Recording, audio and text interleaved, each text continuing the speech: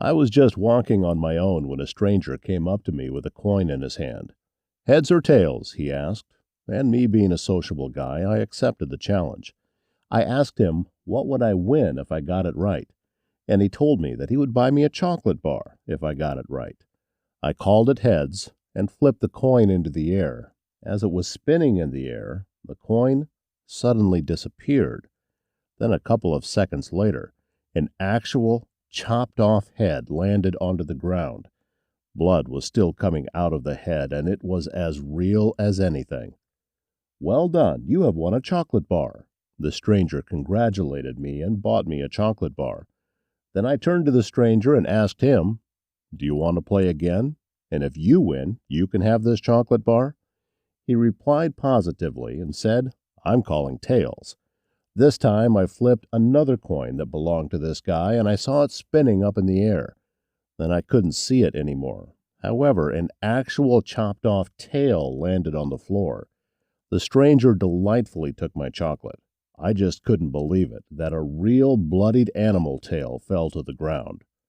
A week passed by, and I couldn't stop thinking about that guy until I saw him on my street asking people if they wanted to play heads or tails, but he was getting rejected. I ran up to him, and I wanted to play again. All the coins he had in his pocket were normal currency in England. The prize this time was actual money, £100 to be precise. He flipped the coin up, and we both stared at it spinning through the air. I called heads, and the other guy called tails, and as usual, the coin disappeared. Then an actual chopped-off bloody head fell to the ground. Not just any chopped-off head, but my father's head. I could hear my mother screaming through the house as the other guy was congratulating me and gave me £100. I have no idea how to properly explain any of this.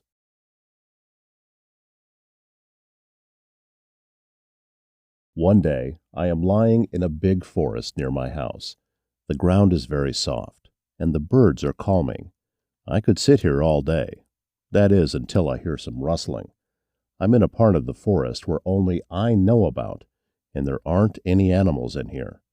I stand up and look behind me, and suddenly I am knocked down by this incredible force. Despite the soft ground, my back still hurts from the fall.